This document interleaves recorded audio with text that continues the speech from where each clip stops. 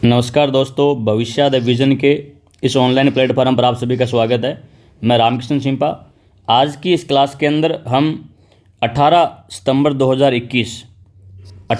2021 को आयोजित agriculture supervisor का जो एग्ज़ाम जो था इसे हम डिस्कस करने वाले हैं और डिटेल स्टडी दोस्तों करने वाले हैं। जितने भी विद्यार्थी एग्रीकल्चर सुपरवाइजर की तैयारी कर रहे हैं उन सभी से रिक्वेस्ट है कि इस वीडियो को अपने फ्रेंड सर्कल के अंदर शेयर भी कर दीजिए ताकि आपके दोस्तों को भी इस क्लास का फ़ायदा मिले।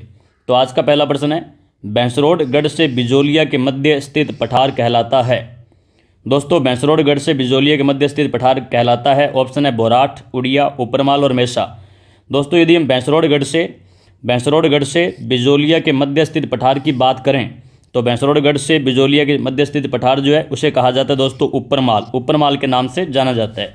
ध्यान से देखिएगा, राजस्थान के प्रमुख पर्वत और पहाड़ियाँ और पठारों की यदि बात करें, आप इन्हें अच्छे से अपनी बुक के अंदर या जो कॉपी है उसके अंदर अच्छे से नोट कर लीजिएगा ताकि यहाँ से अगर कोई प्रश्न आता है तो आपका गलत ना हो। देखिएगा दोस्तों, यदि बोराठ के पठार की बात करें तो बोराठ का पठार जो है उदयपुर के उत्तर पश्चिम में गोगुंदा व कुंभलगढ़ के मध्य स्थित पठार है। कई बार एग्जाम में यही पूछा जाता है दोस्तों कि गोगुंदा व कुंभलगढ़ के मध्य स्थित पठार को क्या कहा जाता है। तो गोगुंदा व कुंभलगढ़ के मध्य स्थित पठार जो उस पठार को दोस्तों बोराठ के पठार के नाम से जाना जाता है।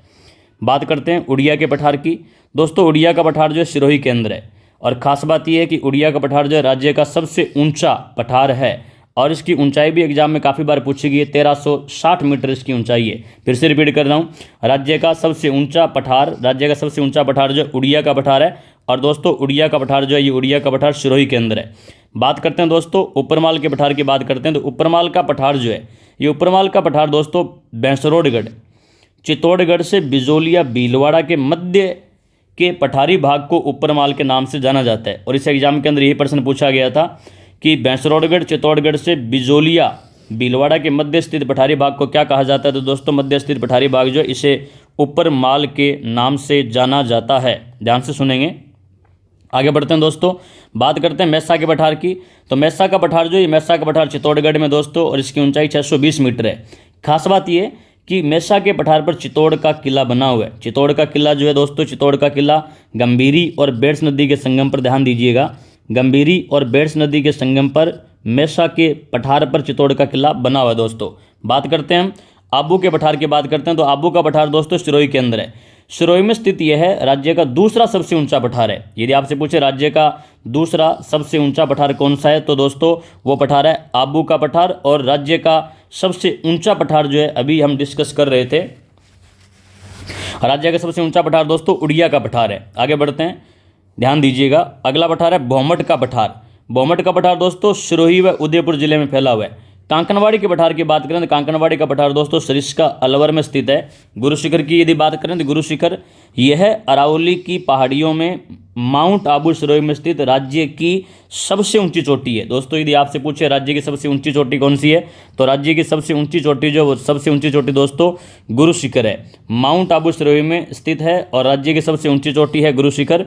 खास बात यह दोस्तों कि कर्नल जेम्स टोड, राजस्थान के इतिहास के पिता कर्नल जेम्स टोड जो है, कर्नल जेम्स टोड ने गुरु शिखर को संतों का शिखर कहा है। एग्जाम में काफ़ी बार सीधा सीधा पूछा जाता है कि संतों का शिखर किसे कहा जाता है तो दोस्तों संतों का शिखर जो है गुरु शिखर को कहा जाता है। बात करते हैं शेर की बात करते हैं दोस्तों, शेर सिरोही में है। खास बात यह दोस्तों कि इसकी ऊंचाई 1597 मीटर है और राज्य की दूसरी सबसे ऊंची चोटी है। तो आपसे पूछ ले राजस्थान की दूसरी सबसे ऊंची चोटी कौन सी है तो दोस्तों शेर जो कि सिरोही के अंदर है। और खास बात यह है कि इसकी ऊंचाई जो है 1597 मीटर है। आप लोगों को जानकारी के लिए बता देता हूं, यदि 1597 आंकड़े की बात करें तो महाराणा प्रताप जो है, महाराणा प्रताप का जन्म जो है विक्रमी संवत 1597 को हुआ था और मृत्यु जो है 1597 ईस्वी के अंदर हुई थी, यानी 57 साल के थे महाराणा प्रताप जो थे। ध्यान दे के सुनिएगा दोस्तों, दिलवाड़ा जो माउंट आबू में है यह तीसरी सबसे ऊंची चोटी है और इसकी ऊंचाई 1442 मीटर है। दोस्तों, यदि हम जरगा पर्वत की बात करें, जरगा पर्वत दोस्तों उदयपुर के अंदर है और 1431 मीटर ऊंचाई है इसकी। खास बात यह कि यह राज्य की चौथी सबसे ऊंची चोटी है जो बोराठ के पठार में स्थित है। ध्यान दीजिए, 56 की पहाड़ियां व नाकोड़ा पर्वत की बात करते हैं दोस्तों। 56 की पहाड़ियां नाकोड़ा पर्वत बाड़मेर में है। शिवाणा पर्वत क्षेत्र में स्थित मुख्यतः गोलाकार पहाड़ियां हैं, इन्हें नाकोड़ा पर्वत के नाम से भी जाना जाता है। तो जितनी भी यहाँ पर दोस्तों पर्वत, पहाड़ियाँ और पठारों के बारे में हमने डिस्कस किए, आप इन्हें अच्छे से नोट कर लीजिएगा ताकि यहाँ से कोई प्रश्न जो यदि आए तो आपका गलत न हो। यहाँ से साल में जितने पेपर होते हैं दोस्तों, हर दूसरे तीसरे पेपर के अंदर एक प्रश्न जो है यहाँ आ जाता है। एक बात ये भी देखिए दोस्तों, जो आबू का पठार है सिरोही के अंदर, यहाँ पर नन रोक और टोड रोक स्थित है। तो आपसे यदि पूछा जाए कि नन रोक और टोड रोक जो है, ये नन रोक और टोड रोक कहाँ स्थित है, तो नन रोक और टोड रोक दोस्तों आबू के पठार पर स्थित है। आगे बढ़ते हैं, अगला प्रश्न, प्रश्न नंबर 2 दोस्तों, राजस्थान में प्रमुख मक्का उत्पादक जिले हैं। दूसरा प्रश्न जो है ज्योग्राफी से राजस्थान में प्रमुख मक्का उत्पादक जिले पूछे गए हैं। तो दोस्तों राजस्थान में प्रमुख मक्का उत्पादक जिले जो है भीलवाड़ा, चित्तौड़गढ़ और उदयपुर है। भीलवाड़ा, चित्तौड़गढ़ और उदयपुर जो है ये राजस्थान के अंदर प्रमुख मक्का उत्पादक जिले हैं। ऑप्शन ए इसका राइट आंसर रहेगा दोस्तों, ध्यान दीजिएगा। राज्य का मक्का अनुसंधान केंद्र यदि आपसे पूछे तो दोस्तों राज्य का मक्का अनुसंधान केंद्र बांसवाड़ा में स्थित है। खास बात ये, इंडिया मिक्स आटे के बारे में पूछा जाए तो गेहूं, मक्का और सोयाबीन जो मिला हुआ आटा जो होता है उस आटे को कहा जाता है दोस्तों इंडिया मिक्स के नाम से जाना जाता है। फिर से रिपीट कर रहा हूं, गेहूं, मक्का और सोयाबीन का मिला हुआ आटा जो है उसे इंडिया मिक्स के नाम से जाना जाता है। और राज्य का मक्का अनुसंधान केंद्र जो है वो बांसवाड़ा में स्थित है दोस्तों। आगे बढ़ते हैं, अगला प्रश्न, काफ़ी अच्छा प्रश्न दोस्तों। और फिर वही बात दोबारा रिपीट कर रहा हूँ कि साल में जितने पेपर होते हैं चाहे वो किसी भी लेवल के हों, हर दूसरे तीसरे पेपर के अंदर ये प्रश्न भी रिपीट होता है। प्रश्न है, शीतकालीन वर्षा मावठ होती है। एग्जाम में कई बार सीधा सीधा मावठ के बारे में पूछा जाता है और यहाँ पे बात की जा रही है कि शीतकालीन वर्षा जो मावठ जो होती है वो होती है। तो दोस्तों इसका राइट आंसर रहेगा ऑप्शन बी, पश्चिमी विक्षोभों के द्वारा। शीतकालीन जो वर्षा होती है दोस्तों, शीतकालीन वर्षा पश्चिमी विक्षोभों के द्वारा ये वर्षा होती है। बी ऑप्शन इसका राइट आंसर रहेगा दोस्तों, ध्यान दीजिएगा। दोस्तों शीत ऋतु में भूमध्य सागर या यूं कहें पश्चिमी विक्षोभों के कारण उत्तरी एवं पश्चिमी राजस्थान में, उत्तरी पश्चिमी राजस्थान के अंदर जो वर्षा होती है उस वर्षा को स्थानीय भाषा में मावठ के नाम से जाना जाता है। बहुत से एग्जाम के अंदर पूछा जाता है कि शीत ऋतु में भूमध्य सागर या पश्चिमी विक्षोभों के कारण जो वर्षा होती है राजस्थान के उत्तरी पश्चिमी भाग के अंदर उसे क्या कहा जाता है, दूसरे दोस्तों मावठ के नाम से जाना जाता है। खास बात यह है कि ये वर्षा दोस्तों रबी की फसलों के लिए लाभदायक होती है और ये जो वर्षा होती है इसकी जो बूंदें होती हैं उन बूंदों को गोल्डन ड्रॉप्स के नाम से जाना जाता है। गोल्डन ड्रॉप्स के नाम से जाना जाता है और खास करके गेहूं की फसल के लिए ये वर्षा बहुत ज़्यादा लाभदायक होती है। आगे बढ़ते हैं, आज का अगला प्रश्न, प्रश्न नंबर 4, काफ़ी अच्छा प्रश्न है दोस्तों। झालरापाटन जो झालावाड़ में है, झालरापाटन का सूर्य मंदिर निर्मित किया गया था। झालरापाटन के सूर्य मंदिर के बारे में पूछा गया तो दोस्तों झालरापाटन का सूर्य मंदिर जो है ये सूर्य मंदिर नागभट्ट द्वितीय के द्वारा निर्मित किया गया था। अच्छे लेवल का प्रश्न था दोस्तों। नागभट्ट द्वितीय के द्वारा झालरापाटन का सूर्य मंदिर जो है ये निर्मित किया गया था दोस्तों, ध्यान से सुनेंगे दोस्तों। झालावाड़ के सूर्य मंदिर का निर्माण जो है ये 9वीं शताब्दी विक्रमी संवत 872 ईस्वी सन 815 के अंदर गुर्जर प्रतिहार वंश के राजा नागभट्ट द्वितीय के द्वारा करवाया गया। तो नागभट्ट द्वितीय के द्वारा झालरापाटन के सूर्य मंदिर का जो निर्माण जो था वो करवाया गया था। खास बात यह दोस्तों कि झालरापाटन झालावाड़ के सूर्य मंदिर जो, उस मंदिर को पद्मनाभ मंदिर भी कहा जाता है, 7 सहेलियों का मंदिर भी कहा जाता है दोस्तों। और खास बात यह भी है कि कर्नल जेम्स टोड, राजस्थान के इतिहास के पिता, गुरु शिखर को संतों का शिखर कहने वाले कर्नल जेम्स टोड जो है, कर्नल जेम्स टोड ने इस मंदिर को 4 भुजा का मंदिर कहा है।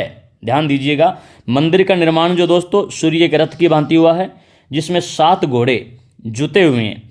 मंदिर के गर्भ में चतुर्भुज विष्णु भगवान की मूर्ति लगी हुई है। और खास बात यह भी है दोस्तों कि अरब आक्रमणकारियों पर पूर्णतः रोक लगाने वाला राजा जो था दोस्तों वो नागभट्ट द्वितीय ही था। यदि आपसे पूछ ले कि अरब आक्रमणकारियों पर पूर्णतः रोक लगाने वाला राजा कौन था गुर्जर प्रतिहार वंश का, तो वो नागभट्ट सेकंड, नागभट्ट द्वितीय राजा था दोस्तों। आगे बढ़ते हैं, अगला प्रश्न, प्रश्न नंबर 5, काफ़ी अच्छा प्रश्न है दोस्तों। प्रश्न नंबर 5 स्क्रीन पर डिस्प्ले किया है मैंने, ध्यान दीजिएगा। राजस्थानी भाषा दिवस मनाया जाता है। हमसे पूछा गया है कि राजस्थानी भाषा दिवस जो है वो कब मनाया जाता है दोस्तों। काफ़ी इजी प्रश्न है, शायद ही आप में से कोई ऐसा कैंडिडेट होगा जिसको ये प्रश्न न आ रहा हो दोस्तों। राजस्थानी भाषा दिवस जो है, ये राजस्थानी भाषा दिवस दोस्तों 21 फरवरी को मनाया जाता है। ध्यान से सुनिएगा, राजस्थानी भाषा दिवस जो है ये राजस्थानी भाषा दिवस 21 फरवरी को मनाया जाता है। और दोस्तों राजस्थानी भाषा संकल्प दिवस जो है, राजस्थानी भाषा संकल्प दिवस 25 अगस्त को मनाया जाता है। और काफ़ी इजी है, राजस्थान दिवस जो है 30 मार्च को मनाया जाता है। और दोस्तों राजस्थान स्थापना दिवस जो है, राजस्थान स्थापना दिवस, ये राजस्थान स्थापना दिवस दोस्तों मनाया जाता है 1 नवंबर को मनाया जाता है। कुछ दिवस मैं यहाँ पर और लिख रहा हूँ, ध्यान से सुनेंगे। यदि आपसे पूछा जाए दोस्तों जल दिवस कब मनाया जाता है, तो जल दिवस जो है, ये जल दिवस मनाया जाता है दोस्तों 22 मार्च को मनाया जाता है। 22 मार्च को जल दिवस मनाया जाता है। यदि आपसे पूछे पृथ्वी दिवस कब मनाया जाता है, पृथ्वी दिवस, तो दोस्तों पृथ्वी दिवस जो है, पृथ्वी दिवस मनाया जाता है 22 अप्रैल को मनाया जाता है। ध्यान से सुनते रहिए, काफ़ी इंपॉर्टेंट है, एग्जाम में ये प्रश्न भी काफ़ी बार रिपीट होते हैं। यदि आपसे पूछा जाए अंतर्राष्ट्रीय जैव विविधता दिवस, अंतर्राष्ट्रीय जैव विविधता दिवस यदि आपसे पूछा जाए दोस्तों, तो अंतर्राष्ट्रीय जैव विविधता दिवस जो है ये मनाया जाता है दोस्तों 22 मई को मनाया जाता है। और ओजोन दिवस जो है, ओजोन दिवस, ये ओजोन दिवस दोस्तों, ओजोन दिवस मनाया जाता है, ध्यान दीजिएगा। ओजोन दिवस जो ये मनाया जाता है 16 सितंबर को मनाया जाता है। ये कुछ दिवस लिखे मैंने जो साल में जितने पेपर होते हैं, हर दूसरे तीसरे पेपर के अंदर एक प्रश्न जो है दोस्तों यहाँ से रिपीट हो जाता है। फिर से रिपीट कर रहा हूँ एक बार, राजस्थान स्थापना दिवस 1 नवंबर, जल दिवस 22 मार्च, पृथ्वी दिवस 22 अप्रैल, अंतर्राष्ट्रीय जैव विविधता दिवस 22 मई और ओजोन दिवस जो दोस्तों ये 16 सितंबर को मनाया जाता है। आगे बढ़ते हैं, अगला प्रश्न, प्रश्न नंबर 6, काफी अच्छा प्रश्न है, ध्यान दीजिएगा। जनगणना के अनुसार राजस्थान में सर्वाधिक अनुसूचित जनजाति की जनसंख्या वाला जिला कौन सा है? एक बार फिर से रिपीट कर रहा हूं, जनगणना के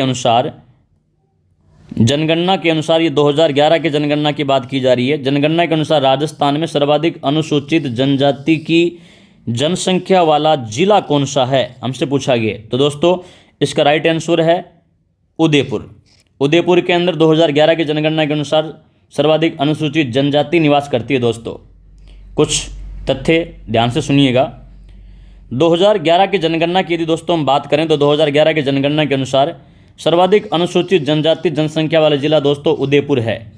सबसे कम अनुसूचित जनजाति जनसंख्या वाला जिला दोस्तों बीकानेर है। फिर से रिपीट कर रहा हूं, सर्वाधिक अनुसूचित जनजाति जनसंख्या वाला जिला उदयपुर है, सबसे कम अनुसूचित जनजाति जनसंख्या वाला जिला बीकानेर है और सर्वाधिक अनुसूचित जनजाति जनसंख्या का प्रतिशत वाला जिला दोस्तों बांसवाड़ा है। बांसवाड़ा में 76.4% जनसंख्या निवास करती है। खास बात यह है कि सबसे कम अनुसूचित जनजाति जनसंख्या का प्रतिशत वाला जिला जो दोस्तों नागौर है। नागौर में केवल 0.03% जनसंख्या जो है वो निवास करती है। दोस्तों आगे बढ़ते हैं, प्रश्न नंबर 7, काफ़ी अच्छा प्रश्न है दोस्तों, ध्यान से देखेंगे। प्रश्न नंबर 7 है, श्री लालजी जोशी एक प्रमुख चित्रकार है। श्री लालजी जोशी जो है वो किस के लिए जाने जाते हैं? तो दोस्तों श्री लालजी जोशी जो है पट्ट चित्रण यानी फड़ के प्रमुख चित्रकार है। फड़ के प्रमुख चित्रकार जो दोस्तों, फड़ के प्रमुख चित्रकार जो है वो श्री लाल जोशी एक प्रमुख चित्रकार है। ध्यान से सुनेंगे दोस्तों, इंपॉर्टेंट है कि भीलवाड़ा जिले के शाहपुरा कस्बे में चित्रकला की शाहपुरा शैली विकसित हुई है और शाहपुरा की प्रसिद्ध कला जो है वो फड़ चित्रांकन है। दोस्तों इस चित्रकला शैली का प्रयोग फड़ चित्रांकन में, शाहपुरा की प्रसिद्ध कला फड़ चित्रांकन में इस चित्रकला शैली का प्रयोग किया जाता है। फड़ चित्रांकन में यहाँ का जोशी परिवार जो है दोस्तों वो लगा हुआ है और फड़ चित्रांकन में प्रमुख चित्रकार जो है श्री लालजी जोशी, दुर्गादास जोशी, पार्वती जोशी, पहली महिला फड़ चित्रकार। काफ़ी बार एग्जाम के अंदर पूछा जाता है कि पार्वती जोशी का संबंध है तो फड़ चित्रकला से संबंधित है, श्री लाल जोशी का संबंध है तो फड़ चित्रकला से संबंधित है। ये प्रश्न तो अभी 2021 के अंदर पूछा ही गया एग्रीकल्चर सुपरवाइजर के अंदर। ये प्रश्न भी काफ़ी बार पूछा जाता है कि पार्वती जोशी का संबंध है तो फड़ चित्रकला से संबंधित है। दोस्तों आगे बढ़ते हैं, अगला प्रश्न, प्रश्न नंबर 8, काफ़ी अच्छा प्रश्न है, ध्यान दीजिएगा। राजस्थान का पहला स्पाइस यानी मसाला पार्क स्थापित किया गया था। तो दोस्तों राजस्थान का पहला स्पाइस मसाला पार्क जो है, ये मसाला पार्क दोस्तों स्थापित किया गया था, जोधपुर के अंदर स्थापित किया गया था। फिर से रिपीट कर रहा हूँ, राजस्थान का पहला स्पाइस यानी मसाला पार्क जो, ये मसाला पार्क जोधपुर में स्थापित किया गया था। आगे बढ़ते हैं, अगला प्रश्न, प्रश्न नंबर 9। ये प्रश्न पीछे के एग्जाम में काफ़ी बार रिपीट हुआ है दोस्तों। ओल्ड इज गोल्ड की यदि बात करें तो मैक्सिमम बार जो है पीछे के 2-3 सालों के अंदर ये प्रश्न जो दोस्तों ये रिपीट हुआ है। आप इसको अच्छे से नोट कर लीजिए, हो सकता है भविष्य में भी आपको ये प्रश्न जो देखने को मिले। प्रश्न है दोस्तों, बड़ला या यूं कहें बड़ला सोलर पार्क अवस्थित है। तो बड़ला सोलर पार्क जो दोस्तों ये जोधपुर में स्थित है दोस्तों। काफ़ी बार ग्रेड फर्स्ट सेकंड के अंदर, थर्ड ग्रेड के अंदर, वन रक्षक वनपाल के अंदर, वीडियो के पेपर के अंदर काफ़ी बार ये प्रश्न जो दोस्तों रिपीट हुआ है। तो बड़ला सोलर पार्क जो है जोधपुर में स्थित है, ध्यान दीजिएगा दोस्तों। राजस्थान के जोधपुर में बड़ला सोलर पार्क विश्व का सबसे बड़ा सोलर पार्क है। ध्यान दीजिए दोस्तों, विश्व का ये जो बड़ला सोलर पार्क है दोस्तों, खास बात ये कि विश्व का सबसे बड़ा सोलर पार्क है ये। और ध्यान दीजिएगा, यह सोलर पार्क 14,000 एकड़ यानी करीब 50,000 वर्ग किलोमीटर के अंदर फैला हुआ है और 18 बड़ी कंपनियों के 36 सोलर प्लांट यहाँ पर लगे हुए हैं। इसकी उत्पादन क्षमता याद रखिए 2245 मेगावाट है। काफ़ी बार एग्जाम के अंदर ये भी पूछी गई है कि बड़ला सोलर पार्क जो जोधपुर में स्थित है इसकी उत्पादन क्षमता कितनी है। तो दोस्तों बड़ला सोलर पार्क की उत्पादन क्षमता जो दोस्तों ये 2245 मेगावाट है दोस्तों। आगे बढ़ते हैं, अगला प्रश्न, प्रश्न नंबर 10। काफी अच्छा प्रश्न है। किस नरसंहार को राजस्थान का जलियांवाला बाग कहते हैं। तो दोस्तों काफी इजी है, शायद ही आप में से कोई कैंडिडेट ऐसा हो जिसको ये प्रश्न आए। मानगढ़ जो हत्याकांड है उस मानगढ़ हत्याकांड को दोस्तों राजस्थान का जलियांवाला बाग हत्याकांड के नाम से जाना जाता है। ध्यान दीजिएगा, मानगढ़ हत्याकांड को राजस्थान में जलियांवाला बाग हत्याकांड के नाम से जाना जाता है। गुरु गोविंद गिरी जिन्होंने शम्स सभा की स्थापना की थी दोस्तों। शम्स सभा की स्थापना जो 1883 ईस्वी के अंदर हुई, कई बार सीधा पूछा जाता है। गुरु गोविंद गिरी ने शम्स सभा का प्रथम अधिवेशन जो है 1903 में मानगढ़ की पहाड़ी भूखिया गांव बांसवाड़ा के पास किया और प्रतिवर्ष ये अधिवेशन इसी पहाड़ी पर होने लगा। आप ध्यान दीजिएगा दोस्तों, महिला सुपरवाइजर 2015 के अंदर पूछा गया था कि शम्स सभा का पहला अधिवेशन जो था कब हुआ था। तो शम्स सभा का पहला अधिवेशन जो है ये पहला अधिवेशन 1903 ईस्वी के अंदर हुआ था दोस्तों। और आरटेट 2012 के अंदर ये पूछा गया था, आरटेट 2012 के पेपर के अंदर पूछा गया था दोस्तों कि मानगढ़ धाम की पहाड़ियाँ जो ये कहाँ पर है। तो मानगढ़ धाम की पहाड़ियाँ बांसवाड़ा में है दोस्तों। ध्यान दीजिए, जो पहला अधिवेशन जो था शम्स सभा का 1903 में हुआ था और कहते हैं कि ऐसा ही वार्षिक अधिवेशन जो मानगढ़ में 17 नवंबर 1913। ध्यान दीजिए, कुछ किताबों में 1908 लिखा हुआ नहीं, आप 1913 याद रखेंगे। 1913 को मार्ग शीर्ष शुक्ल पूर्णिमा को आयोजित हुआ और इस अधिवेशन पर मेवाड़ भील कोर सैनिकों ने गोलीबारी की, जिसमें लगभग 15 से भील जो थे मारे गए थे और इसे मानगढ़ नरसंहार कहा जाता है। आगे बढ़ते हैं, आज का अगला प्रश्न काफी अच्छा प्रश्न है, प्रश्न नंबर 11 दोस्तों। ध्यान दीजिएगा, रामसनई संप्रदाय की प्रमुख पीठ यानी गद्दी कहाँ स्थित है दोस्तों। काफी बार ये प्रश्न रिपीट होता है। और रामसनई संप्रदाय की प्रमुख पीठ जो है शाहपुरा भीलवाड़ा में स्थित है। रामसनई संप्रदाय की प्रमुख पीठ राजस्थान के अंदर शाहपुरा भीलवाड़ा में स्थित है। बी ऑप्शन इसका राइट आंसर रहेगा। ध्यान दीजिएगा, यदि हम रामसनई संप्रदाय की बात करें दोस्तों तो ये वैष्णव मत की निर्गुण भक्ति विचारधारा का मत रखने वाली एक शाखा है, यानी वैष्णव धर्म से संबंधित शाखा है ये। इस संप्रदाय की स्थापना रामानंद के शिष्यों ने राजस्थान में अलग अलग क्षेत्रों में क्षेत्रीय शाखाओं के द्वारा की थी। इस संप्रदाय के जो साधु होते हैं वो गुलाबी वस्त्र धारण करते हैं तथा दाढ़ी मूंछ नहीं रखते। इसकी प्रधान पीठ दोस्तों शाहपुरा भीलवाड़ा में है और ये जो प्रधान पीठ शाहपुरा भीलवाड़ा में है इसके संस्थापक रामचरण दास जी को माना जाता है। और खास बात यह कि रामचरण दास जी का जन्म जो है 16 ग्राम टोंक के अंदर हुआ था। अभी पूछा ही गया था प्रश्न हमसे कि रामसनई संप्रदाय की प्रमुख पीठ कहाँ पर है। तो प्रधान पीठ यानी प्रमुख पीठ जो है वो शाहपुरा भीलवाड़ा के अंदर है। एग्जाम के अंदर ये भी पूछा जाता है कि रामसनई संप्रदाय की प्रधान पीठ जो उसके संस्थापक कौन है। तो रामचरण दास जी दोस्तों। काफ़ी बार ये भी पूछा गया कि रामचरण दास जी का जन्म कहाँ हुआ था। तो 16 ग्राम टोंक के अंदर रामचरण दास जी का जन्म हुआ था दोस्तों। ध्यान दीजिएगा, इस संप्रदाय की 4 प्रमुख शाखाएं हैं राजस्थान के अंदर। प्रमुख शाखा, सबसे मेन शाखा जो है वो शाहपुरा भीलवाड़ा में है जिसके संस्थापक रामचरण दास जी है। फिर से बता देता हूँ जी कि इस संप्रदाय की सबसे मेन प्रधान पीठ जो है दोस्तों वो शाहपुरा भीलवाड़ा में है और इसके संस्थापक रामचरण दास जी है। ध्यान दीजिएगा, एक शाखा रेण है नागौर के अंदर, दरियाऊ जी ने स्थापित की थी। एक सिंहथल बीकानेर के अंदर है जिसकी स्थापना हरि रामदास जी के द्वारा की गई थी। एक खेड़ापा जोधपुर में रामदास जी ने स्थापित की थी। दोस्तों यदि हम बात करें इनमें से मोस्ट इंपॉर्टेंट नंबर 1 शाखा है। इसके बाद में मैक्सिमम बार पूछी गई यदि कोई तो सिंहथल शाखा बीकानेर वाली पूछी गई है कि ये पूछा गया कि रामसनई संप्रदाय की सिंहथल शाखा कहाँ स्थित है। तो बीकानेर के अंदर है और इसके संस्थापक कौन है। तो हरि रामदास जी इसके संस्थापक है। आगे बढ़ते हैं, अगला प्रश्न, प्रश्न नंबर 12। काफ़ी इजी प्रश्न है दोस्तों, ध्यान दीजिएगा। स्वतंत्रता संग्राम सेनानी सागरमल गोपा निवासी थे। सागरमल गोपा दोस्तों जैसलमेर के निवासी थे, ध्यान से सुनेंगे। सागरमल गोपा का जन्म जो है वो 3 नवंबर 1900 ईस्वी को जैसलमेर में हुआ था। इनके पिता का नाम अखीराज जी था। इनकी पुस्तकें याद रखिए, इंपॉर्टेंट दोस्तों, पुस्तकें काफ़ी इंपॉर्टेंट है, ध्यान दीजिए। जैसलमेर में गुंडाराज, आज़ादी के दीवाने, रघुनाथ सिंह का मुकदमा, 3 किताबें याद रखिएगा। जैसलमेर में गुंडाराज, आज़ादी के दीवाने, रघुनाथ सिंह का मुकदमा, ये पुस्तकें जो है ये पुस्तकें सागरमल गोपा की है दोस्तों। सागरमल गोपा ने 1915 ईस्वी के अंदर जैसलमेर में सर्वहितकारिणी वाचनालय की स्थापना की थी। पूछा जाता है एग्जाम के अंदर कि सर्वहितकारिणी वाचनालय की स्थापना जो है वो किसके द्वारा, कहाँ व कब की गई।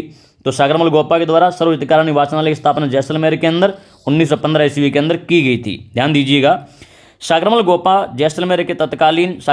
ने जैसलमेर के तत्कालीन महाराव जवाहर सिंह के अत्याचारों का विरोध किया था और इन्होंने गांधी जी के असहयोग आंदोलन में भी भाग लिया था।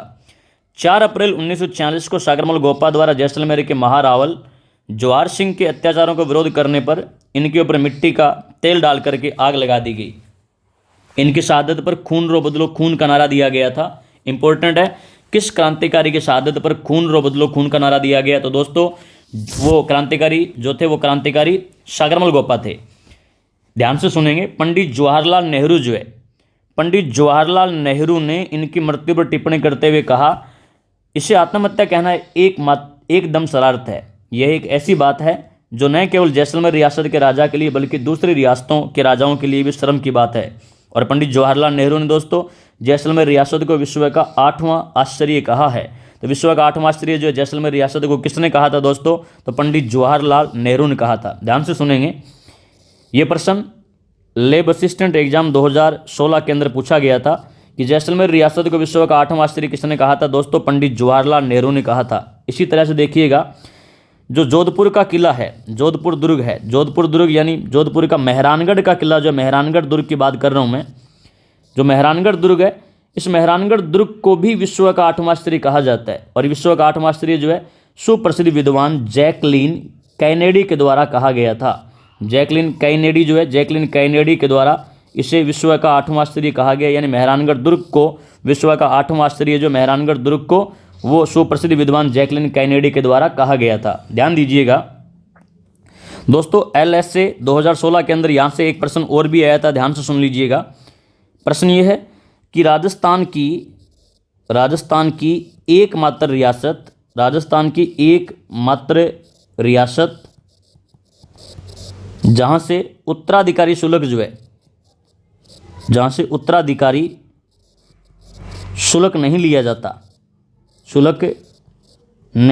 जाता था, उस रियासत का नाम पूछा गया था। और वो रियासत जो थी दोस्तों, वो रियासत थी जैसलमेर।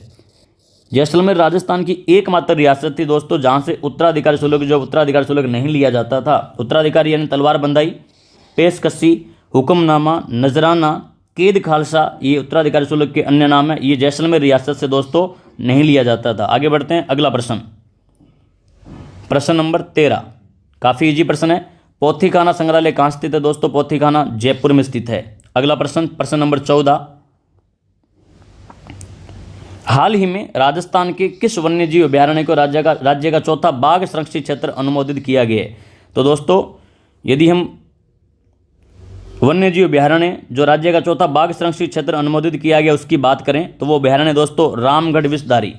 ये प्रश्न भी काफ़ी इंपॉर्टेंट प्रश्न है, अच्छे से इसको नोट कर लीजिएगा। काफ़ी बार जो ये प्रश्न जो है ये एग्जाम के अंदर पिछले 2-3 साल के अंदर रिपीट हो चुका है। रामगढ़ विषधारी अभ्यारण्य जो है, इस अभ्यारण्य को राज्य का चौथा बाघ संरक्षित क्षेत्र अनुमोदित किया गया है। ध्यान से सुनेंगे दोस्तों। जून 2021 में राष्ट्रीय बाघ संरक्षण प्राधिकरण की तकनीकी समिति द्वारा राजस्थान में स्थित रामगढ़ विषधारी वन्यजीव अभ्यारण्य जो है को बाघ अभ्यारण्य बनाने हेतु मंजूरी प्रदान की गई थी।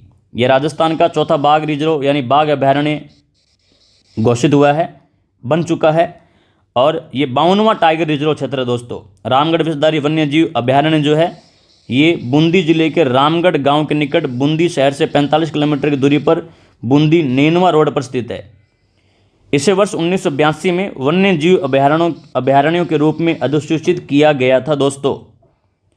ध्यान से सुनिएगा, यह अभ्यारण्य 252.72 वर्ग किलोमीटर क्षेत्रफल में फैला हुआ है। यदि हम राज्य के 3 अन्य बाघ अभ्यारण्यों की बात करें तो रणथंभौर राष्ट्रीय अभ्यारण्य सवाई माधोपुर के अंदर है, इसकी स्थापना 1973 में हुई थी। सरिस्का टाइगर रिजर्व 1978 में स्थापित हुआ। दर्रा हिल्स टाइगर रिजर्व या मुकुंदरा हिल्स टाइगर रिजर्व जो है, इसकी स्थापना 2013 के अंदर की गई थी। दोस्तों आगे बढ़ते हैं, अगला प्रश्न।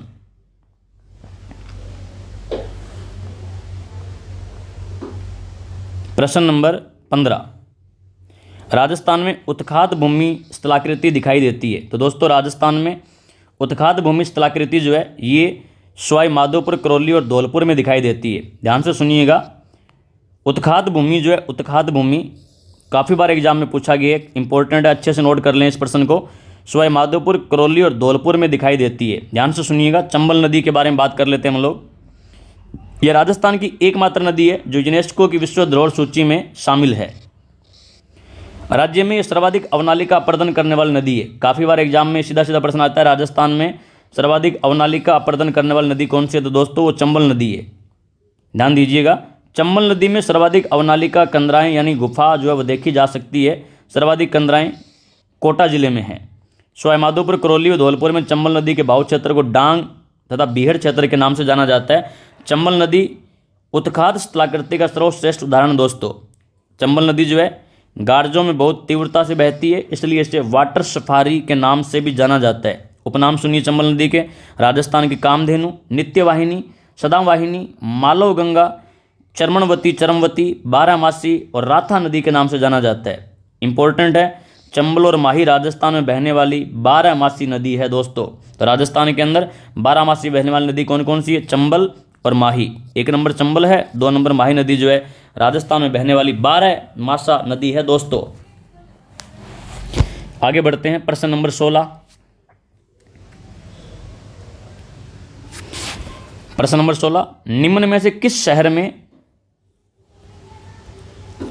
ध्यान दीजिए, निम्न में से किस शहर में सवाई जयसिंह द्वितीय ने वेधशाला का निर्माण नहीं करवाया था? तो दोस्तों सवाई जयसिंह द्वितीय जिनका शासनकाल जो था 1700 से लेकर के 1743 ईस्वी तक था, जिन्होंने जयपुर शहर बसाया था, इन्होंने 5 सौर वेधशालाएं बनवाई थी दिल्ली, उज्जैन, मथुरा, वाराणसी और जयपुर के अंदर। इस हिसाब से यदि हम देखें किस जगह पर सौर वेधशाला या वेधशाला नहीं है, तो इसका राइट आंसर दोस्तों आगरा में नहीं है। आगरा में सौर वेधशाला नहीं है। बाकी जो ऑप्शन है दोस्तों, दिल्ली में, जयपुर में, उज्जैन में, सब जगह वेधशाला स्थित थी। ध्यान से देखिए दोस्तों, 1718 से 34 ईस्वी के बीच में सवाई जयसिंह, जयपुर के संस्थापक सवाई जयसिंह जो है, इन्होंने 5 सौर वेधशालाओं का निर्माण करवाया था। जयपुर, दिल्ली, मथुरा, उज्जैन और वाराणसी। यह प्रश्न ग्रेड फर्स्ट के अंदर भी पूछा गया, सेकंड ग्रेड के अंदर भी पूछा गया और काफ़ी सारे एग्जाम के अंदर ये प्रश्न जो दोस्तों पूछा गया है, कहाँ पर सौर वेधशाला नहीं है या फिर किस समूह के अंदर सौर वेधशालाएं हैं। ध्यान दीजिए, जो जयपुर की सौर वेधशाला है, जो जयपुर की सौर वेधशाला है दोस्तों, इसकी बात करें जिसे जंतर मंतर कहा जाता है, ये 5 सौर वेधशालाओं में बड़ी है और दिल्ली की सौर वेधशाला सबसे प्राचीन है।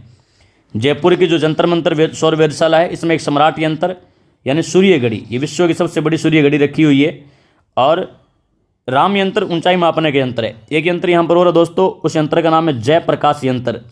ये जो जयप्रकाश यंत्र दोस्तों, जयप्रकाश यंत्र के बारे में यदि बात करें तो जयप्रकाश यंत्र जो है ये अक्षांशों की स्थिति मापने का यंत्र है। अक्षांशों की स्थिति मापने का यंत्र है। तो 3 यंत्र खास करके आप याद रखेंगे दोस्तों। नंबर एक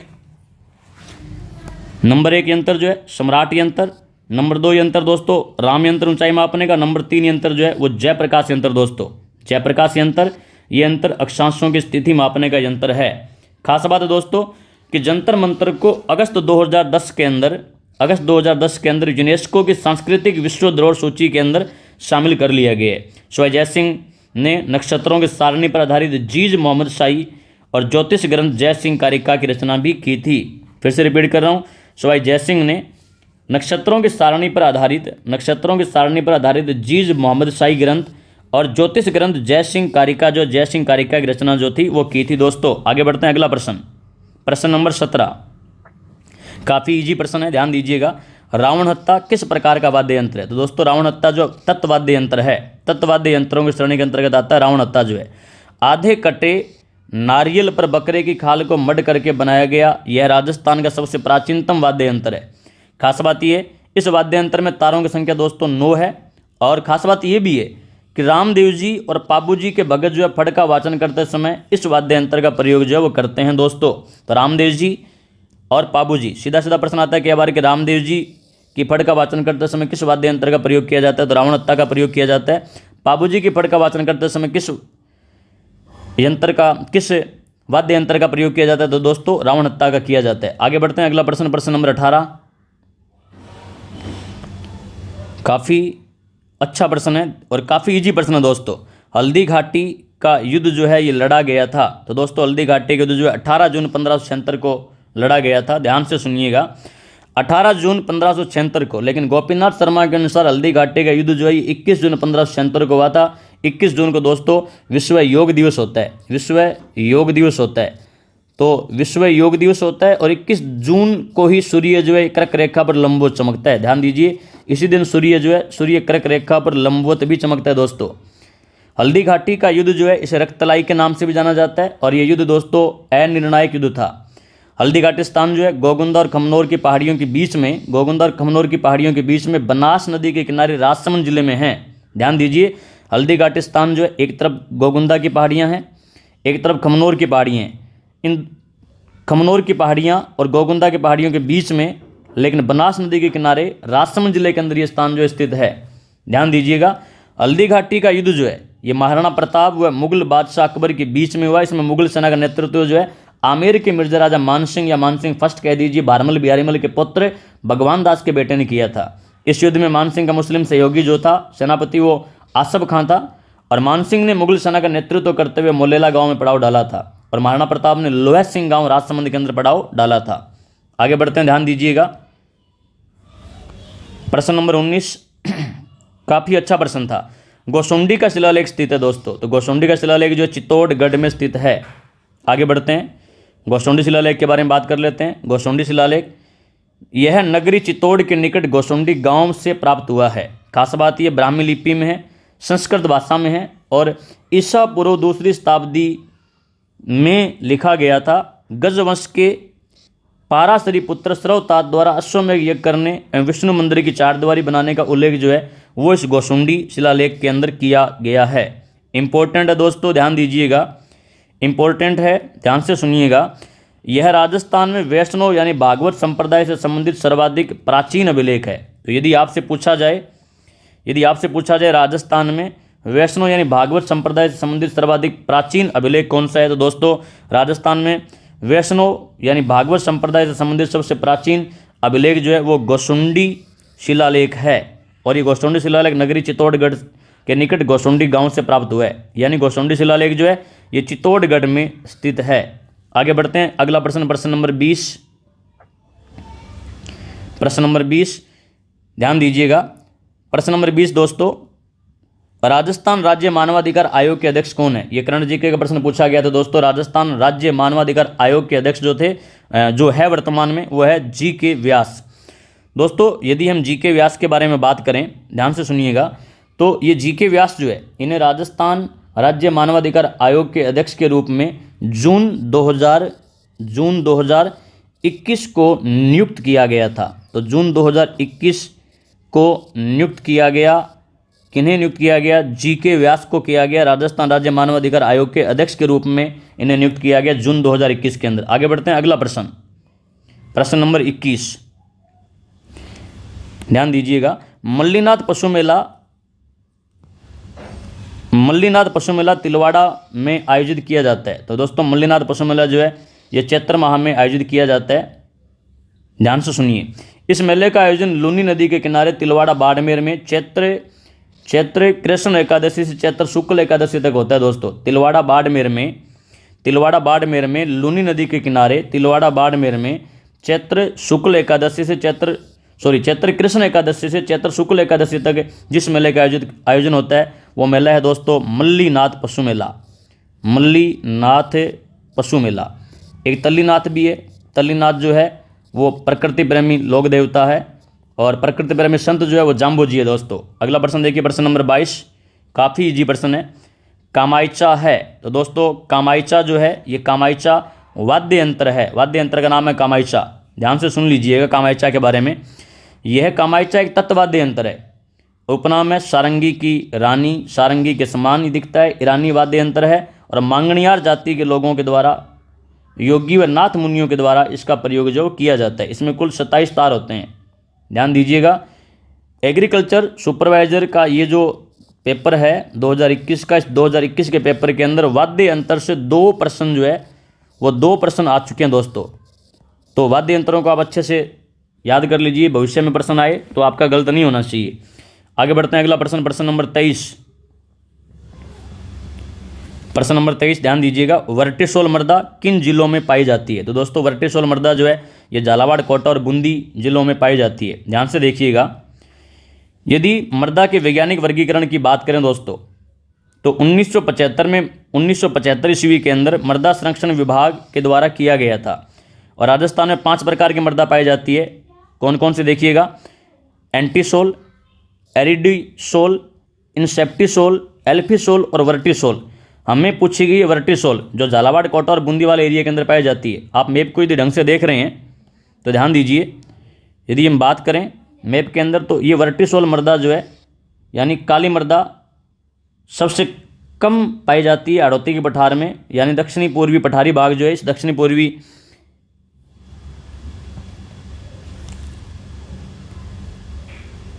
यदि हम बात करें वर्टिसोल मृदा की बात करें दोस्तों, तो ये हाड़ौती के पठार में यानी दक्षिणी पूर्वी राजस्थान, दक्षिणी पूर्वी भाग के अंदर ये मृदा जो है दोस्तों, ये मृदा पाई जाती है। और हमसे यही पूछा गया था दोस्तों कि वर्टिसोल मृदा किन जिलों में पाई जाती है, तो हाड़ौती के पठार के अंदर, यानी ऑप्शन के हिसाब से यदि हम देखें तो झालावाड़, कोटा और बूंदी के अंदर जो है ये वर्टिसोल मृदा जो है पाई जाती है। आगे बढ़ते हैं, अगला प्रश्न दोस्तों, प्रश्न नंबर 24। काफ़ी ईजी प्रश्न है और पता नहीं कितनी बार ये प्रश्न आज तक एग्जाम में पूछा जा चुका है। बातारी फुलवारी पुस्तक के रचयिता थे? तो दोस्तों शायद ही आप में से कोई ऐसा कैंडिडेट हो जिसको ये प्रश्न ना आए। विजयदान देथा की रचना है बातारी फुलवारी। तो कुछ रचनाएं विजयदान देथा के बारे में और देख लेते हैं हम लोग। विजयदान देथा की रचना बातारी फुलवारी है और बातारी फुलवारी के दोस्तों 14 भाग है। राजस्थानी भाषा में विजयदान देथा ने दुविधा, अलेखू हिटलर जैसी कथाएं भी लिखी है। खास बात यह है कि विजयदान देथा को राजस्थान सरकार के द्वारा 2012 में राजस्थान का सर्वोच्च असैनिक पुरस्कार राजस्थान रत्न दिया गया था। ध्यान दीजिएगा, 2014 के अंदर सेकंड ग्रेड एग्जाम के अंदर ये प्रश्न पूछा गया था दोस्तों कि राजस्थान सरकार ने राजस्थान रत्न पुरस्कार की शुरुआत कब की? 2012 के अंदर शुरुआत हुई थी। और विजयदान देथा को 2007 में पद्मश्री पुरस्कार भी मिल चुका है और 1974 ईस्वी के अंदर राजस्थानी भाषा के लिए साहित्य अकादमी पुरस्कार भी मिल चुका है। और खास बात यह है कि राजस्थानी संस्कृति की प्रमुख संरक्षक संस्था रूपायण संस्थान जो जोधपुर में है, उसके सचिव भी रह चुके हैं विजयदान देथा जो है। और दोस्तों ध्यान से सुन लीजिएगा, जो रूपायण संस्थान है बोरुंदा जोधपुर के अंदर है, इसके संस्थापक है कोमल कोठारी और इसकी स्थापना जो 1962 ईस्वी के अंदर की गई थी। आगे बढ़ते हैं दोस्तों, इनकी विजयदान देथा की कुछ रचनाएं और देखिए। इनकी दुविधा, परिणति, चरणदास, शोर कहानियों पर फिल्म बनी है। ध्यान दीजिए दोस्तों, मणिकोल ने दुविधा उपन्यास पर, मणिकोल ने दुविधा उपन्यास पर फिल्म बनाई जिसका नाम था पहली। शाहरुख खान और रानी मुखर्जी ने इसमें अभिनय किया है। ये वीडियो एग्जाम के अंदर पूछा गया था कि मणिकोल निर्देशित फिल्म पहली जो है किस उपन्यास पर आधारित है? तो दुविधा उपन्यास पर ये जो है ये आधारित है। देखिए, यदि हम विजयदान देथा की अन्य रचनाओं के बारे में बात करें तो अन्य रचनाएं चौधरायन की चतुराई, त्रिवेणी, दोहरी जिंदगी, महामिलन, स्वप्न प्रिया, बापू के 3 हत्यारे आदि रचनाएं हैं। इंपॉर्टेंट दोस्तों कि विजयदान देथा जो है इनका उपनाम है बिज्जी और विजयदान देथा को कहा जाता है राजस्थान का शेक्सपियर कहा जाता है। यदि आपसे पूछे राजस्थान का शेक्सपियर किसे कहा जाता है तो विजयदान देथा को कहा जाता है। यदि आपसे पूछे भारत का शेक्सपियर किसे कहा जाता है तो भारत का शेक्सपियर दोस्तों कालिदास को कहा जाता है। संस्कृत के प्रकांड ज्ञाता गुप्त काल के अंदर चंद्रगुप्त द्वितीय के नवरत्नों में प्रमुख नवरत्न कालिदास जो है, जिन्हें 7 रचनाएं लिखने का श्रेय दिया जाता है, वो भारत के शेक्सपियर कहलाते हैं। तो राजस्थान का शेक्सपियर विजयदान देथा यानी बिज्जी को कहा जाता है दोस्तों। और इस पेपर का लास्ट प्रश्न दोस्तों ध्यान से सुनेंगे, जाजम या आजम छपाई प्रसिद्ध है? तो जाजम या आजम की छपाई दोस्तों चित्तौड़गढ़ की प्रसिद्ध है। आप सभी से रिक्वेस्ट दोस्तों, यदि आप नए हैं तो भविष्य द विज़न के इस यूट्यूब प्लेटफार्म को आप लोग सब्सक्राइब कर लीजिए और अपने दोस्तों के अंदर रिक्वेस्ट है आपसे कि शेयर भी कर दीजिएगा। सहयोग बनाए रखिएगा। मिलते हैं कल नई क्लास में, तब तक के लिए जय हिंद, जय भारत, धन्यवाद, राम राम।